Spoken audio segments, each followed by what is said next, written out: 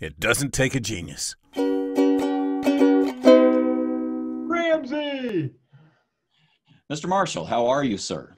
Fantastic. I woke up this morning and I pissed Arate. It's so messed up. Wait a minute. Wait, no. I pissed excellence. That's what I meant to say. Yeah, where'd that come from? Any It's a little thoughts? foreshadowing. Yes, a little foreshadowing about today's topic. I would also, before we begin, like to apologize / explain whatever works for you, that I have my youngest with us. And so if you're watching YouTube, you're seeing sort of like a modern day reincarnation of Shirley Temple. And if you're listening, maybe she'll be quiet. We'll find out. But somebody has a snotty nose and couldn't go with her mother and siblings who had commitments. And so here we are. Recording. Yes, I'm completely amazed how that you could make such an adorable child. You're telling me. You don't think I don't? That's like a weekly thought I have. Yeah. I made. I am amazing. Yeah. Well, the foundational material, and look what I created. Amazing. Quick story about that. I when I finally realized that my first one was going to be a girl, I kept imagining myself in a wig and a skirt and just thinking how awful that poor kid's life was going to be, you know.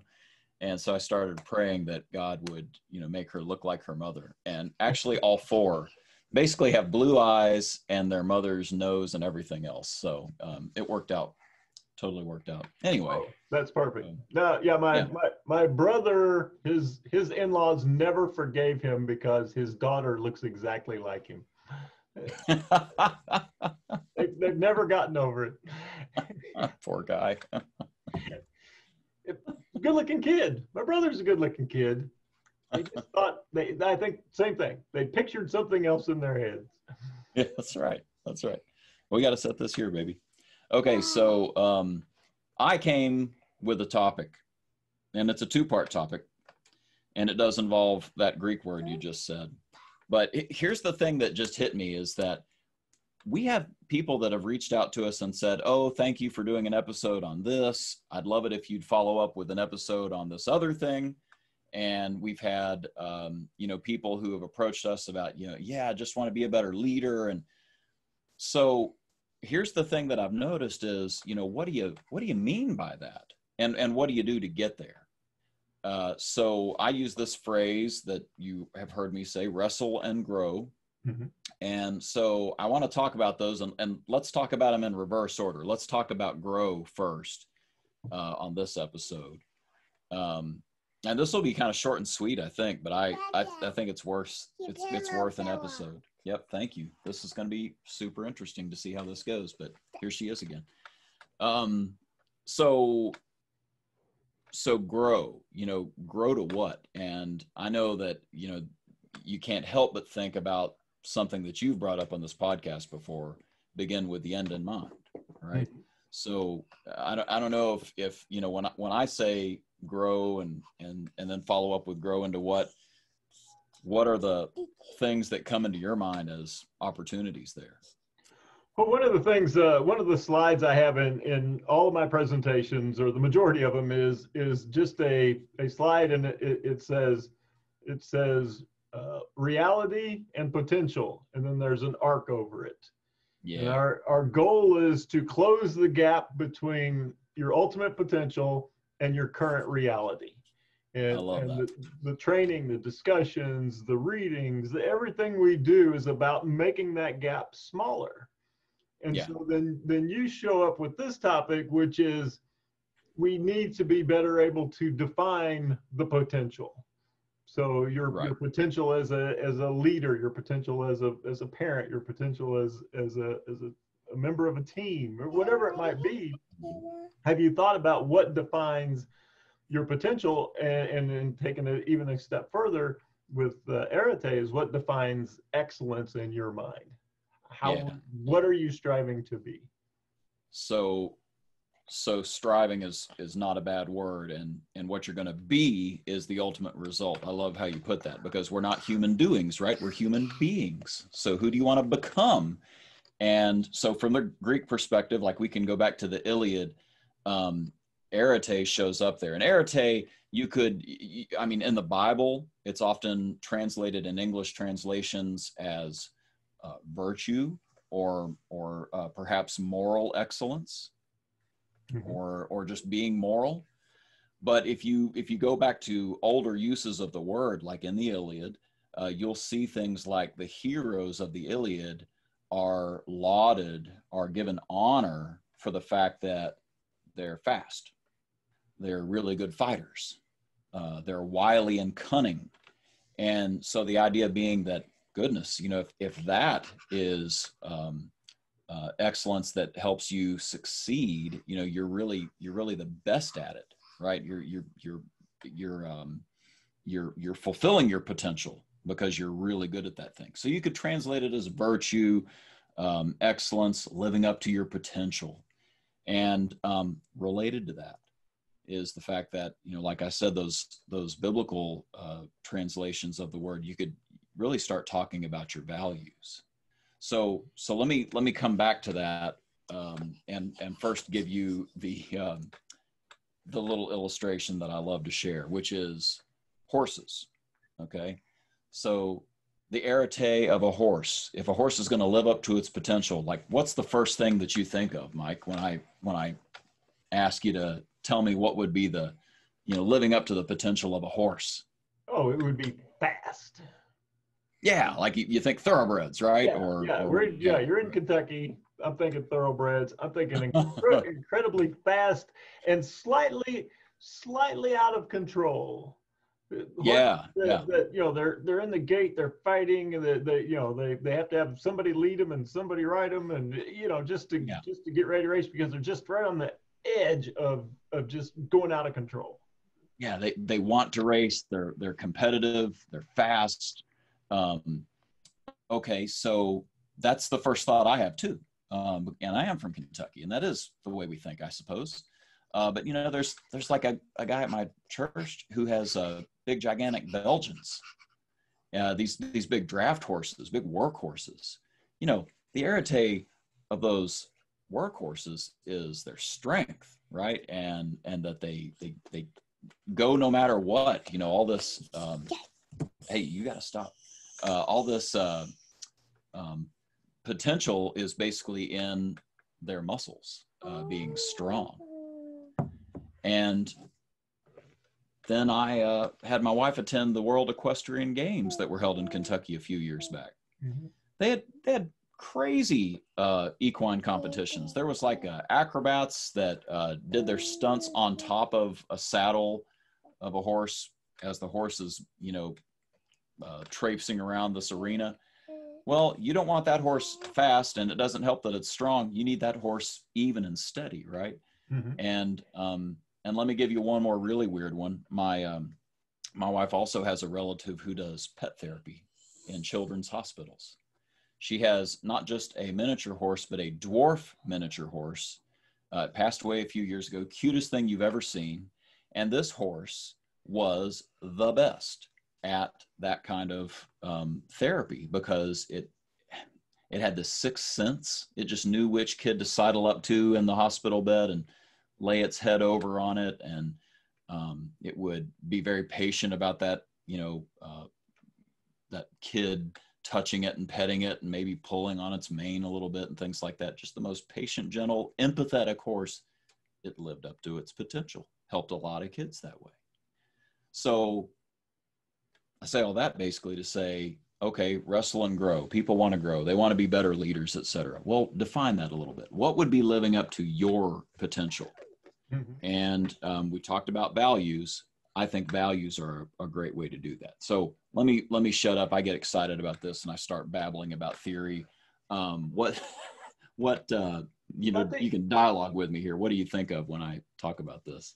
To me, the biggest takeaway is they're all horses, and yet they all have their own individual definition of excellence. Right. And if they tried to be excellent in the eyes of the other type of horse, they would be incredible failures.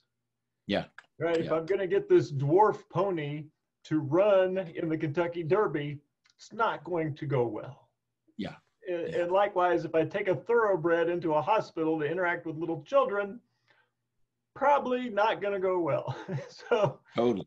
I think it was, to paraphrase Og Mandino, who said that the moment you're born, God whispers in your ear what you're good at. And you spend the rest of your life trying to fulfill all that. Yeah. And so, or Steve Prefontaine, the runner, he said to give anything less than your best is to sacrifice the gift. And so you have something inside of you, you have something you're striving for, something that hopefully aligns with the gifts that you've been given. And so what we're talking about here is living up to that potential, is to find ways to grow and learn and wrestle and ultimately become what it is that you're striving for, that would be excellence as defined by you. So one last little nugget is that we have arete as an English word. We pronounce it arete, and it's that top part of a mountain range. Whatever's the topmost part of that range all along, that's the arete. And so, you know, maybe the topmost part in your context is here, maybe somebody else is up here. Well, you need to figure that out, right? You need to figure out what that is. What's the potential for you? I am a big fan of values clarification, going through exercises where you define what the, you know, top 4 or 5 values are for you. I'm not talking about honesty, integrity.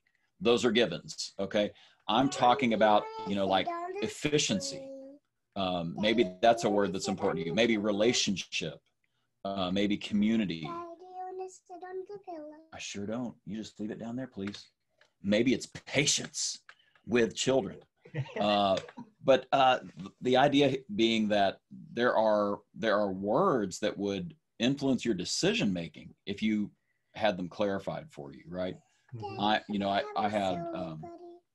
had several clients who have gone through really similar process improvement exercises, and they were on the same subject, and yet they all looked incredibly different because the different organizations had different values, you know, be it hospitality or efficiency or what have you. So I do think that's a very practical step of what's next. What else would you suggest besides clarifying what your values are? Well, I think one of the ways that you can do that is everything that you've expressed, in addition to look at the people whom you admire. Yeah. So, and then look and try to ascertain what is it specifically about them that you admire, and what are the values of those people. And so, you know, it's obvious from their behavior that this is what they value. And so there's a reason I'm drawn to them. There's a reason that I find them appealing, and maybe possibly want to emulate what they're doing. I'll never be able to emulate them, but I can learn a little bit about myself by understanding why it is that I'm fascinated by that particular individual. Love that. Love that. Well, that's pretty much what I had, is just, you know, if you're going to go on this journey of, I'm going to get better, we'll get better at what and why and what would that look like. So I just want to encourage people, wrestle and grow. It starts with finding out what you're going to grow in and grow to. Next time, we'll talk about what you're going to do to get there, and that's the wrestle. Well, and I love this topic, and another exercise that I've done with folks is I've had them write their that sentence that's going to be on their tombstone. Yeah. What is that sentence that's going to sum up your life? And so you got the start date, the end date, and you know they always talk about the dash. Okay, so at some point you're going to pass away. Somebody's going to get out a big chunk of granite, and they're going to start chiseling away one sentence that describes your life. Yeah. You can either have that happen by just muddling through life and it just end up however it ends up, or you could decide what you would like that sentence to be and then align everything you do up with that, including your values and ultimately that statement. Excuse me. And then ultimately, you live a life that lives out that statement so that other people say it for you and you don't have to say it. And Yeah, that's what right. that's what they choose to carve on your tombstone. I had a friend go through that exercise that changed his life. It literally changed the trajectory of his life. And that's the point of these exercises, is they're intentional interventions on yourself. You know, like this is where you can make a choice to go a better way. Oh, definitely. Yeah, I did that exercise in 1994 at a workshop in Scotland, and one of the most incredibly clarifying things that I've ever done. It allows me to make decisions on what to do next and what not to do next. Love it. It helps me decide how to show up and who I want to be in the world. And so, I would highly encourage you to venture down that path of discovering your values and ultimately writing your life mission statement or that sentence that you'd like to have see carved on your tombstone. I don't know that we've talked about this, but at the risk of lengthening this more than it should be, you know, the Scots are my ancestors. And we found out that Clan Ramsay has a motto, ora et labora, pray and work. And that was a clarifying moment for me to go, wow, that's really my heritage. And that's the things that are important to me. I love work and I love Jesus. So put those two together and that's what I'm really about, right? So just there are so many examples of what this looks like. But for goodness sakes, you're going to have to decide to grow. You're going to have to make some conscious choices to make this work. So that's what this episode's about. Fantastic. And if you'd like to click the thumbs up button below and or subscribe, then you will see in our next episode where we talk about just how exactly do you grow? What is that process like? Yep. How's it going to happen? Perfect. All right. Well, I admire your tenacity and ability to concentrate in the face of undaunting distraction. I don't know how many of our audio listeners are going to hear my youngest child's somewhat whiny voice right now, but yeah, she was nonstop and has been all day, frankly. So. Well, she's learning and growing herself. Isn't she though? You want to say? Let's see what the announcer has to say. Let's say it really loud, though. Let's see what the announcer has to say. And that's it. Join us next time when you'll hear Mike say, well, I'm sure he'll say something pithy. Don't miss it. Next time, it doesn't take a genius.